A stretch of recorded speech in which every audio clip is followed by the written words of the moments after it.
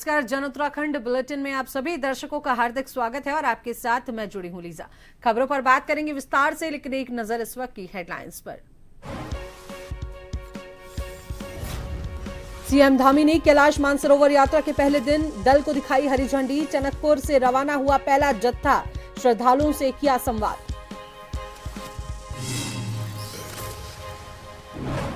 खटीमा दौरे पर सीएम धामी जनता और जनप्रतिनिधियों की सुनी समस्याएं। अपने खेत में की धान रोपाई, किसान के परिश्रम, त्याग और समर्पण को किया नमन।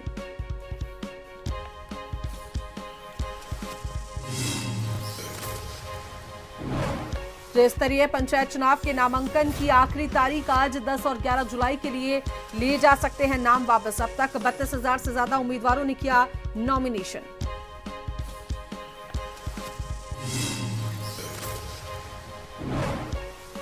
रुड़की मंगलौर में रिश्वत लेते पकड़ा गया सहायक चकबंदी अधिकारी। प्लाट के दाखिल खारिज को लेकर मांगी थी घूस। देहरादून से आई विजिलेंस टीम ने किया ट्रैप।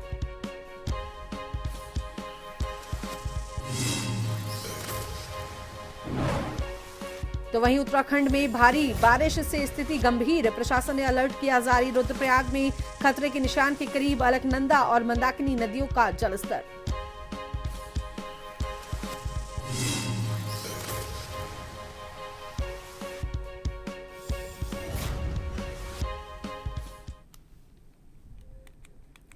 तो चलिए बात कर लेते हैं खबरों पर विस्तार से। तो मुख्यमंत्री पुष्कर सिंह धामी ने शनिवार को टनकपुर स्थित पर्यटन आवास गृह से कैलाश मानसरोवर यात्रा के पहले दल को हरी झंडी दिखाकर रवाना किया।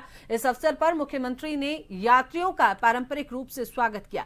मुख्यमंत्री ने 11 राज्यों से आए सभी श्रद्धालुओं से संवाद कर उनका देवभूमि उत्तराखंड में हार्दिक स्वागत किया। मुख्यमंत्री धामी ने कहा कि कैलाश मानसरोवर की यात्रा करने का सौभाग्य हर किसी को नहीं मिलता। यह केवल धार्मिक अनुष्ठान नहीं बल्कि आत्मिक और आध्यात्मिक जागरण का मार्ग है। मुख्यमंत्री ने आगे कहा कि उत्तराखंड सरकार इस यात्रा को सुगम, सुरक्षित और सुविधाजनक बनाने के लिए पूरी तरह से समर्पित है। प्रत्येक पड़ाव पर स्वास्थ्य, आवास, भोजन, सुरक्षा और अन्य आवश्यक सुविधाएं सुदृढ़ की गई हैं, जिससे श्रद्धालुओं को किसी भी प्रकार की असुविधा का सामना न करना पड़े। मुख्यमंत्री ने भगवान भोलेनाथ से सभी यात्रियों की सफल, मंगलमय और सुरक्षित यात्रा की कामना की।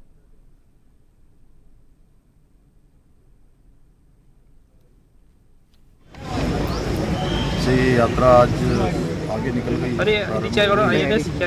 और कल रात्रि को ही कैलाश श्रद्धालु जो कैलाश दर्शन के लिए जा रहे थे उनका दल आ गया था और यहाँ रात्रि को विश्राम करके आगे निकला है। सभी व्यवस्थाएं पूरी तरह से की गई है यात्रियों की सुरक्षा के लिए, उनकी यात्रा अच्छी हो, यात्रा में किसी प्रकार की परेशानी न हो, क्योंकि यात्रा अत्यंत कठिन यात्रा भी है। मौसम की चुनौती भी बनी रहती है, भूस्खलन के रास्ते भी हैं, लेकिन उसके बाद पूरा कुमाऊं मंडल विकास निगम के द्वारा राज्य का निगम है, सभी सुविधाएं कैलाश यात्रियों को की गई है, यात्रा अच्छी होगी। तो वहीं खटीमा के नगरा तलाई क्षेत्र में उत्तराखंड के मुख्यमंत्री धामी ने शनिवार को अपने खेत में धान की रोपाई कर किसानों के परिश्रम, त्याग और समर्पण को नमन किया। उन्होंने कहा कि खेतों में उतरकर पुराने दिनों की यादें ताजा हो गईं। मुख्यमंत्री ने कहा कि अन्नदाता न केवल हमारी अर्थव्यवस्था की रीढ़ हैं, बल्कि वे हमारी संस्कृति और परंपराओं का जो है संवाहक भी हैं। इस मौके पर मुख्यमंत्री ने उत्तराखंड की समृद्ध सांस्कृतिक विरासत हटकिया बॉल के माध्यम से भूमि के देवता भूमिया, जल के देवता इंद्र और छाया के देवता मेघ की वंदना भी की। मुख्यमंत्री ने इस सांस्कृतिक जुड़ाव और कृषकों के साथ आत्मीय सहभाग ने क्षेत्रीय जनता को गहरे स्तर पर प्रेरित किया।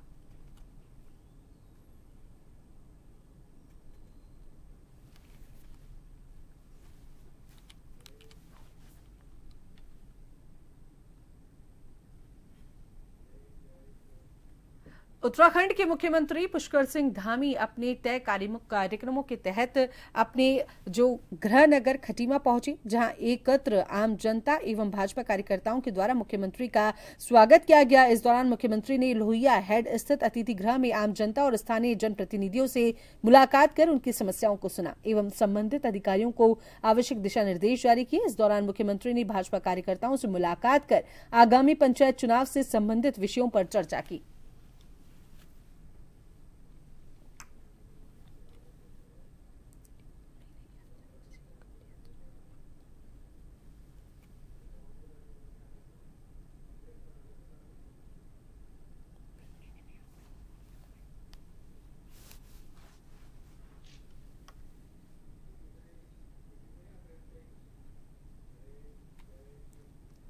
इस महीने की 11 तारीख से उत्तराखंड में कांवड़ यात्रा की शुरुआत हो जाएगी और आपको बता दें, यात्रा को सुगम और सुव्यवस्थित बनाने के लिए मुख्यमंत्री की ओर से तमाम विभागों को निर्देशित भी किया गया है। एसडीआरएफ कमांडेंट अर्पण यदुवंशी ने जानकारी देते हुए बताया कि कांवड़ यात्रा में कांवड़ियों की सुरक्षा को ध्यान में रखते हुए हरिद्वार जिले में 6 जगहों पर 7 सब टीमों की तैनाती की जाएगी, जो कि सुरक्षा के उपकरणों से लैस होगी।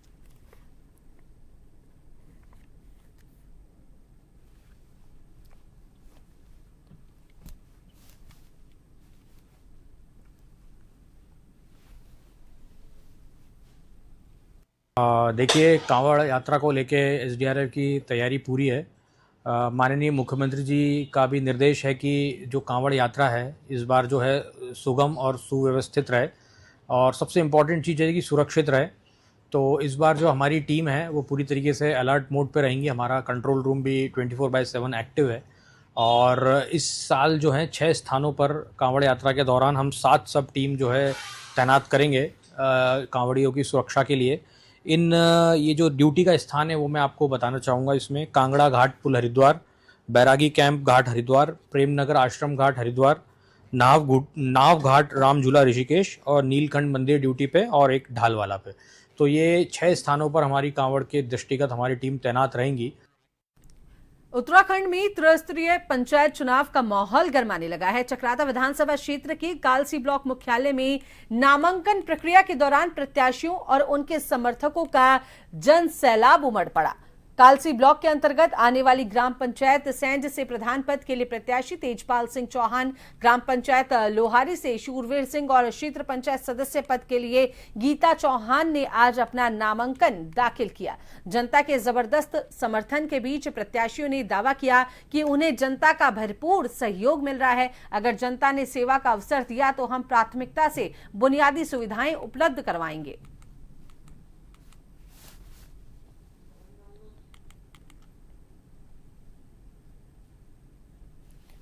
ग्राम सभा से बमटाट से प्रधान का प्रत्याशी हूँ और ग्रामवासियों ने चुना है मेरे को और 3 कैंडिडेट हमारे और 2 और है, एक मैं हूँ।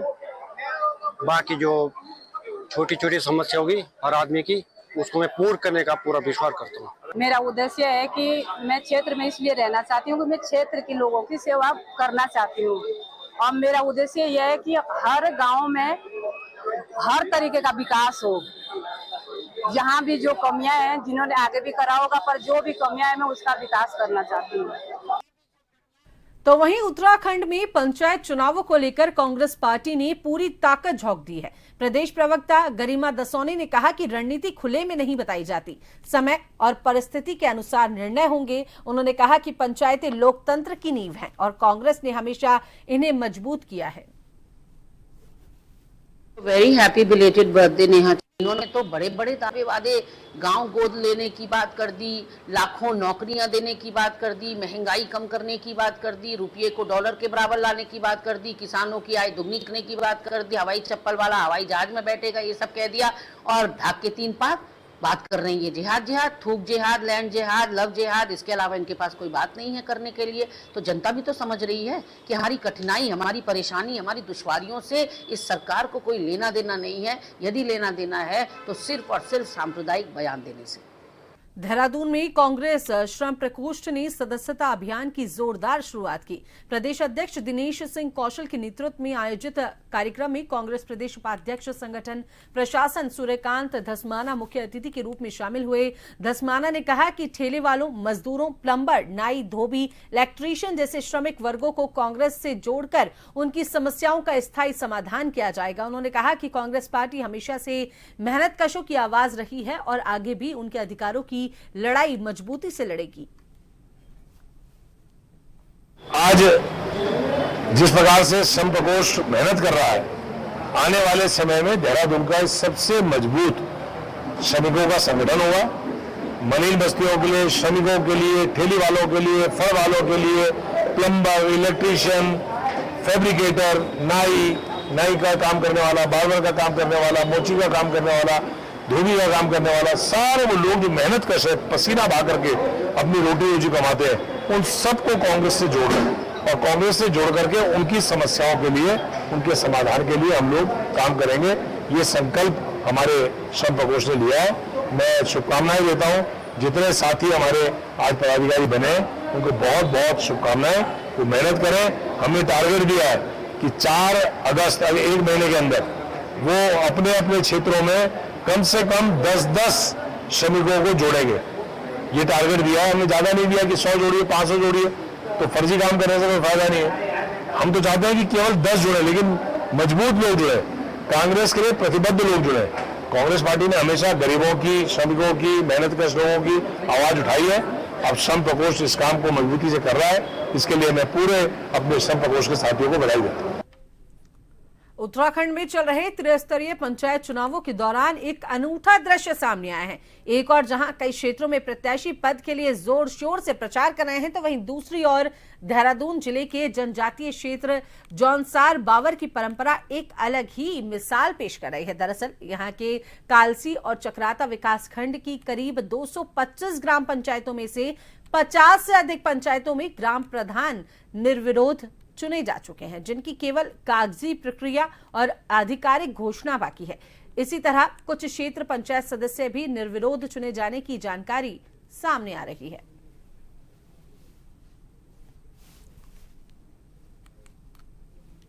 मैं समय पर धन्यवाद करूंगा ग्राम पंचायत विषय को, जिन्होंने दोबारा मुझे प्रधान बनाया है।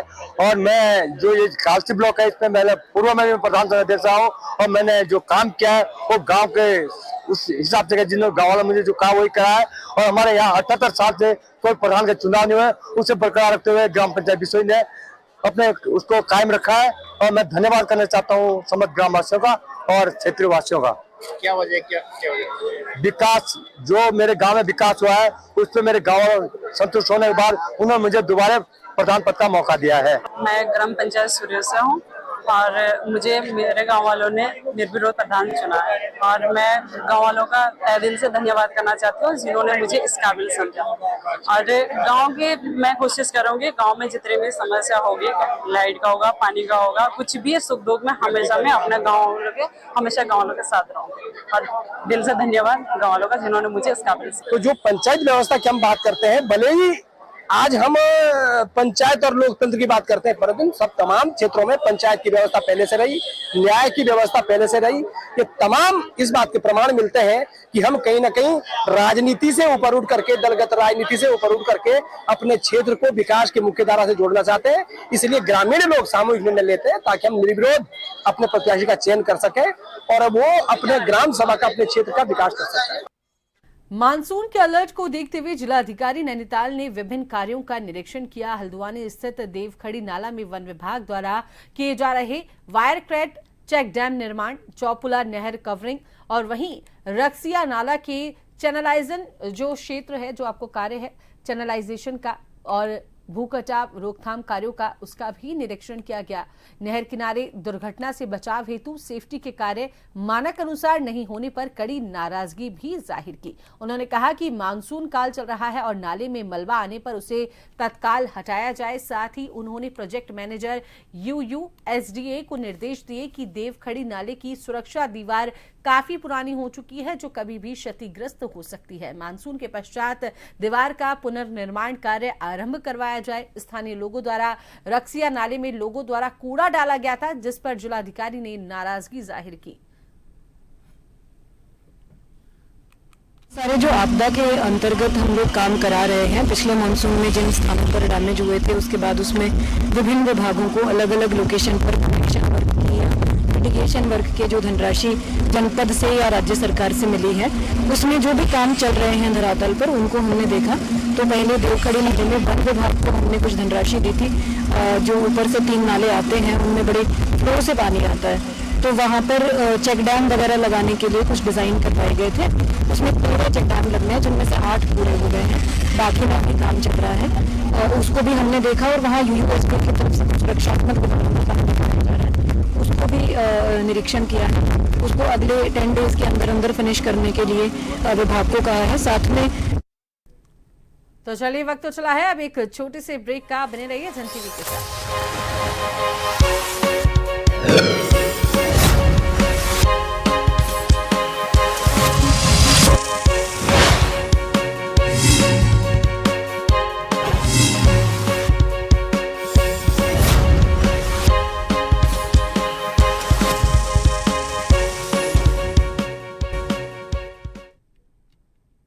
ब्रेक के बाद एक बार फिर से आप सभी का स्वागत है। खबरों के सिलसिले को आगे बढ़ाते हैं और बात कर लेते हैं रुड़की की। तो रुड़की के भगवानपुर थाना क्षेत्र के गांव किशनपुर के जंगल से वन तस्करों ने लाखों रुपए की कीमत के पॉपुलर के 35 पेड़ों पर रातों रात आरी चला दी।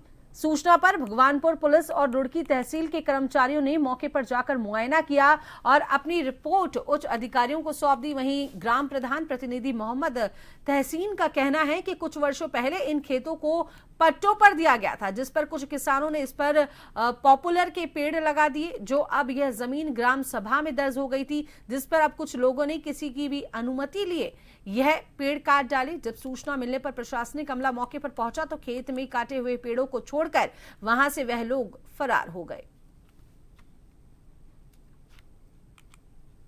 किशनपुर जमालपुर है और जहां हम खड़े हैं ये मुस्तकम जदीद है।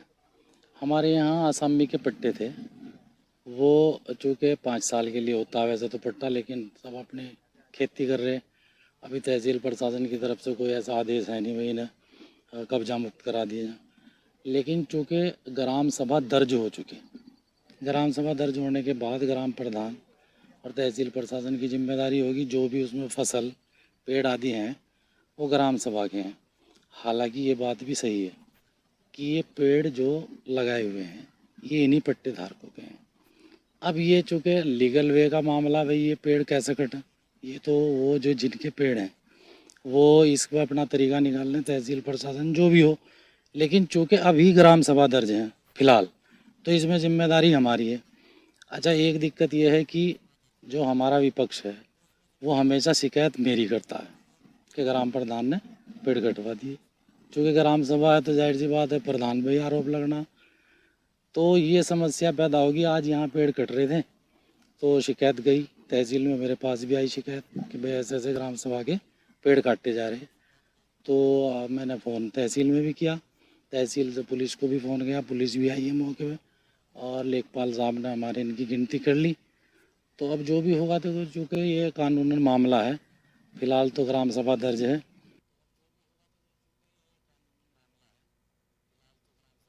रामनगर के मुख्य बाजार में लगातार बढ़ रहे अतिक्रमण को लेकर कई बार प्रशासन द्वारा अभियान भी चलाया गया, लेकिन अतिक्रमणकारियों का इस पर कोई असर नहीं पड़ा। वहीं आपको बता दें कि नगरपालिका प्रशासन द्वारा कई वर्षों पूर्व मुख्य बाजार का सौंदर्यकरण करते हुए यहां पर फुटपाथों का निर्माण कराया गया था, लेकिन वर्तमान में पालिका ने जिस मकसद से इन फुटपाथों का निर्माण कराया था इसका लाभ जनता को नहीं मिल जाता, बल्कि दुकानदारों द्वारा इन पर अतिक्रमण कर सामान रखकर इस पर कब्जा किया गया था। वह कुछ लोगों द्वारा फुटपाथ पर ही अपना कारोबार शुरू कर दिया गया, जिस कारण मुख्य बाजार में लोगों को पैदल चलना मुश्किल हो गया था। तो वहीं कई बार जाम की स्थिति भी उत्पन्न हो जाया करती थी। मामले में जानकारी देते हुए नगरपालिका के अधिशासी अधिकारी आलोक उनियाल ने बताया कि पूर्व में पालिका द्वारा बाजार में 9 फुट के फुटपाथ बनाए गए थे, जिनको वर्तमान में तोड़ने की कार्रवाई की जा रही है। जी, नगर पालिका परिषद रामनगर के द्वारा जो बाज़ार है हमारा, उसमें जो है फुटपाथ को तोड़ने की कार्रवाई की जा रही है। इसमें यह है कि जो हमारे वर्तमान में जो हमारे फुटपाथ है वो लगभग 8 से 9 फीट के हैं। तो इससे क्या होता था कि बाज़ार में लगातार एक अतिक्रमण की समस्या भी बनी हुई रहती थी और बाज़ार में एक प्रॉब्लम होती थी ट्रैफिक की। तो इससे क्या होगा कि हमारे पास लगभग 5-7 फुट की जो जगह हम लोगों को और मिल जाएगी और जिससे अतिक्रमण भी हमारा कंट्रोल में आ जाएगा। ये पक्का सोल्यूशन हो जाएगा इसके। सर, शौचालय भी एक बन रहा है। जी, भवानीगंज चौराहे पर हम लोग देखते हैं कि बहुत सारे यात्री प्रतीक्षा करते हैं और वहाँ पर उस क्षेत्र में एकदम से पास में कोई शौचालय भी नहीं था। तो वहाँ पर अभी वर्तमान में नगर पालिका परिषद के बोर्ड बैठक में वहाँ पर एक शौचालय पास हुआ है, जिसमें कार्रवाई चल रही है। तो वहीं उत्तराखंड में खनन विभाग ने वित्तीय वर्ष 2025-26 की पहली तिमाही में 331.14 करोड़ रुपए का राजस्व अर्जित किया है, जो एक नया रिकॉर्ड है। इसको लेकर भाजपा प्रदेश प्रवक्ता कमलेश रमन ने कहा कि मुख्यमंत्री पुष्कर सिंह धामी की पारदर्शी और सख्त नीतियों का ही परिणाम है कि अब खनन से होने वाला राजस्व सीधे सरकारी खजाने में जा रहा है। उन्होंने कहा कि पहले की सरकारों में अवैध खनन और भ्रष्टाचार हुआ करता था, लेकिन अब खनन में पारदर्शिता और सख्ती के चलते राजस्व 4 गुना तक बढ़ा है। अगर हम पूर्व की भांति देखें तो अवैध खनन के जरिए लोगों की जेबों में पैसा जाया करता था, लेकिन आज पुष्कर सिंह धामी जी की जो नीति बनी है खनन को लेकर के, पारदर्शिता से कार्य हो रहे हैं, पारदर्शिता से खनन हो रहा है और जितना भी राजस्व है उसको बढ़ाने का काम पुष्कर सिंह धामी जी ने किया है और सरकारी खजाने में आज हमारा राजस्व बढ़ रहा है, 4 गुना राजस्व बढ़ रहा है। और इसमें मुझे लगता है कि जिस प्रकार की एक सख्त कानून बनाने का काम किया, एक कठोर नीति बनाने का काम किया पुष्कर सिंह धामी जी ने, तो पुष्कर सिंह धामी जी के द्वारा जिस तरीके से अवैध खनन को रोकने को लेकर के ये नीतियां बनाई गई हैं वो एक बहुत बेहतर नीतियां हैं और आने वाले समय में भी हमारा राजस्व इसी प्रकार से बढ़ेगा, क्योंकि पूर्ववर्ती में तो जिस तरीके से आपने देखा होगा कि अवैध खनन को लेकर के भ्रष्टाचार हुआ करता था, लेकिन आज पारदर्शिता के साथ में राजस्व सरकारी खजाने में पहुंच रहा है, ये बहुत बड़ी बात है। तो वहीं उत्तराखंड के मुख्यमंत्री पुष्कर सिंह धामी खटीमा दौरे पर हैं, देखिए आप। तो इसमें जो है दाईं और बाईं तरफ की 2 रस्सियां होती हैं। अगर आप बाईं वाली रस्सी को खींचेंगे तो बैल बाईं तरफ मुड़ जाएगा और दाएं वाले को खींचेंगे तो दाईं तरफ मुड़ जाएगा। और अगर आपको सीधे चलाना है तो बीच वाली रस्सी जो जुए में बंधी होती है उसको पकड़ के खींच लीजिए और दोनों को ढीली छोड़ दीजिए तो बैल सीधी दिशा में चलने लगते हैं। तो आज मैंने पटेला भी लगाया, जहाँ गहरा देख रहा था मैं, जहाँ मिट्टी ले जाके डालने की जरूरत थी, तो ऊंची जगह पर पटेले में चढ़ गया और वहाँ से मिट्टी को जो है वो गहरी जगह में भी डाला। फिर थोड़ी देर मैंने रुपाई भी लगाई, बहुत सारी हमारी बहनें और महिलाएं आई हुई थी उनके साथ। तो एक ऐसा अनुभव था सवेरे 7 बजे का लगभग। और उसके बाद आज कैलाश मानसरोवर यात्रा की शुरुआत हुई है यहाँ से 5 सालों बाद। तो उस यात्रा के 11 प्रदेशों के हमारे श्रद्धालु और दर्शन करने वाले लोग थे। वो भी एक अच्छा आयोजन था। उसमें तो खैर आपको भी रहना था मुझे साथ साथ, लेकिन वो आगे वाला आयोजन नहीं, वो आज टनकपुर से कर दिया उसको। वो आगे किसी दिन और देखेंगे। हाँ, उसको अब एक दिन पिथौरागढ़ और आगे देख लेंगे किसी दिन नेक्स्ट वाले में ना, जो अभी दूसरा दूसरा मैच आएगा सर, उसमें तो एक वो बड़ा अच्छा अनुभव था उनके साथ। आज सवेरे का जलपान हुआ, जलपान के बाद उनसे संवाद हुआ, अच्छा से उनका स्वागत सत्कार करने का भी अवसर मिला। सच में बड़ा मन प्रसन्न हो रहा था कि इतने ये श्रद्धालु जा रहे हैं और हम इनका सम्मान कर रहे हैं। और उसमें से कुछ ऐसे भी निकले, हम लोगों ने अच्छा इंतजाम यहाँ पर किया था, कोशिश करी थी सब प्रकार से उनको ठीक रखें। तो जाते हुए कह रहे थे कि आपके नाम से भी जो है हम वहाँ एक लोटा आपके और आपकी टीम के पूरे नाम से जो है हम एक लोटा जो है जल डालेंगे। आप लोग सुन रहे थे ना, उसमें कहा था कि लोटा हम भी उसमें जल डालेंगे। और जो है सच में बड़ी अनुभूति। और आज ये बड़ा अच्छा पुलिस का जो हमारा मिशन संवाद प्रारंभ हुआ है, तो मैं एक केवल मुख्य सेवक के रूप में मैं यहाँ नहीं आया हूँ, बल्कि एक जिम्मेदार साथी के तरह सभी अपने पुलिस कर्मियों के साथ खड़ा हूँ। मैं आपको और आपके जो हमारे सभी परिजन हैं उनको भी कभी हमारी कोशिश होगी कि कभी उनको भी अकेला महसूस नहीं होने दें। ये भी हमारा एक संकल्प है। इसके साथ ही हमारी सरकार राज्य की पुलिस व्यवस्था को और अधिक सक्षम और संसाधन युक्त बनाने के लिए निरंतर कार्य कर रही है। हमने पुलिसकर्मियों के लिए आधुनिक उपकरणों की व्यवस्था की है, उनकी सुरक्षा के लिए भी कई कदम उठाए हैं। साथ ही अपने पुलिस के जवानों से परिवार के कल्याण के लिए कई योजनाएं भी प्रारंभ की गई हैं, ताकि हमारे पुलिसकर्मी अपने कर्तव्यों के पालन में बिना किसी की चिंता करे उसको आगे बढ़ा सकें, अच्छा अपना दायित्व का निर्वहन कर सकें। आज राज्य में पुलिसकर्मियों के आवासीय स्तर को सुधारने के लिए भी 150 करोड़ रुपए से अधिक की लागत से 380 आवासों का निर्माण कार्य किया जा रहा है। और मेरे द्वारा सन 2022 में ये घोषणा की गई थी कि 300 करोड़ रुपए पुलिस को आवास बनाने के लिए स्वीकृत किए जाएंगे वर्ष दर वर्ष।